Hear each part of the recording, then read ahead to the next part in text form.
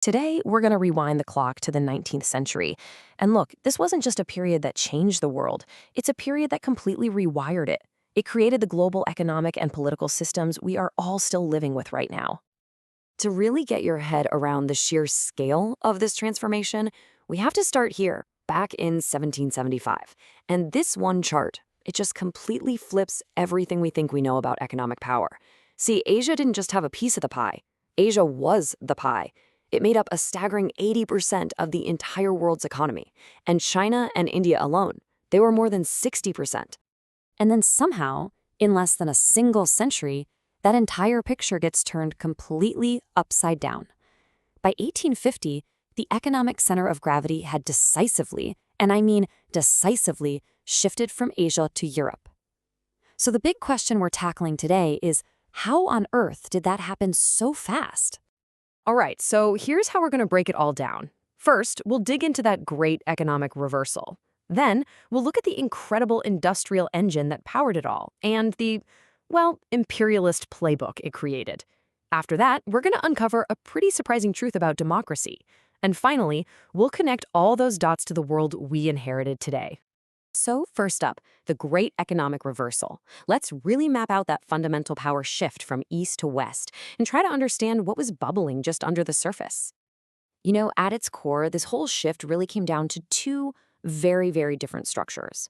Over in Asia, the model was pretty conservative. It was focused on perfecting production methods that had been practiced for a long, long time. But in Europe, something new and really expansive was taking shape. Private capital, money, had huge influence over both government and science. This created this powerful, almost unstoppable alliance between the military, industry, and new technology. A system that was basically designed for one thing: expansion. Okay, so what was powering that expansive structure? Well, that brings us right to Europe's revolutionary new industrial engine. This is all about how science, technology, and capital all fused together to create this incredible force. You see, Europe had this unique cocktail of advantages at the time. There was a formal alliance forming between science and technology, which gave birth to modern innovation as we know it. The separation of church and state created a space for new, sometimes radical ideas to flourish. Universities were growing, churning out a skilled workforce. And this is a big one. As agriculture became industrialized, it pushed a massive surplus of labor from the countryside into the cities, all of them ready to work in the new factories. Now, it's really important to draw a line between two different waves of this revolution. The first wave, with tech like steam engines, was actually pretty simple and, frankly, could have been copied. But the second wave, the one in the mid-19th century, that was a different beast altogether. This was the age of complex, heavy industry. We're talking petrochemicals, advanced steel. You couldn't just copy this stuff. It required that deep, already existing integration of private capital, advanced science, and a supportive state that, well, Europe had uniquely developed. So, you've built this incredibly powerful industrial engine. What do you do with it? Well, you've got to feed it, and that leads us directly to our next section, the imperialist playbook. This is the story of the global scramble for resources and for new markets.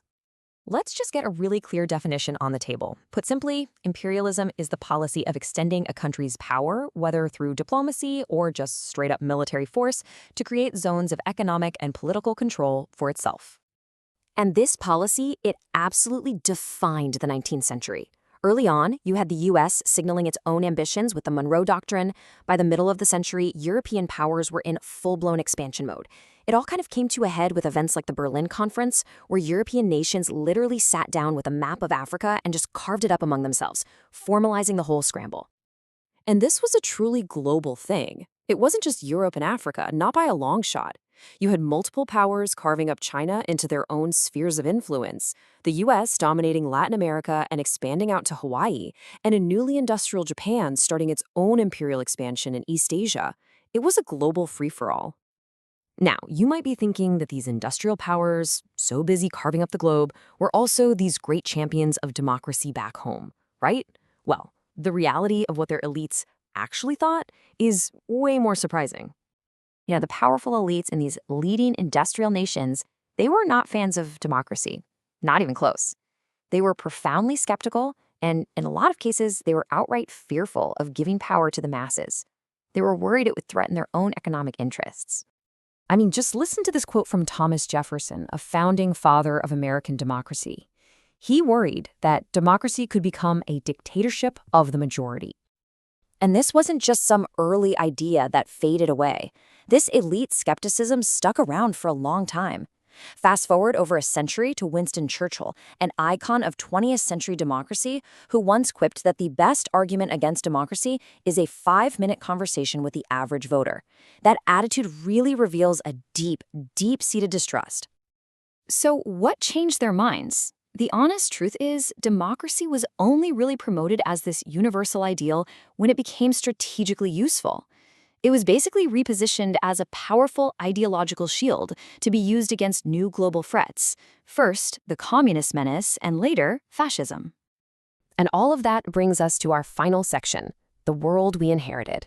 Let's pull all these threads together and see how the echoes of this one transformative century are still all around us today. The whole story can really be broken down into this simple chain of events. It started with a cultural shift towards rationalism and empiricism. That paved the way for the Industrial Revolution, that powerful fusion of science, tech, and capital. And the result? A complete reordering of the entire globe, creating these durable economic and political zones that would define the next century and really beyond. So, look, the crucial takeaway is this. The patterns of wealth, the lines on the map, the global power dynamics that we so often just take for granted, none of that was inevitable. It was all forged in the fire of this explosive, competitive, and unbelievably transformative 19th century period. And that leaves us with a final question to really think about.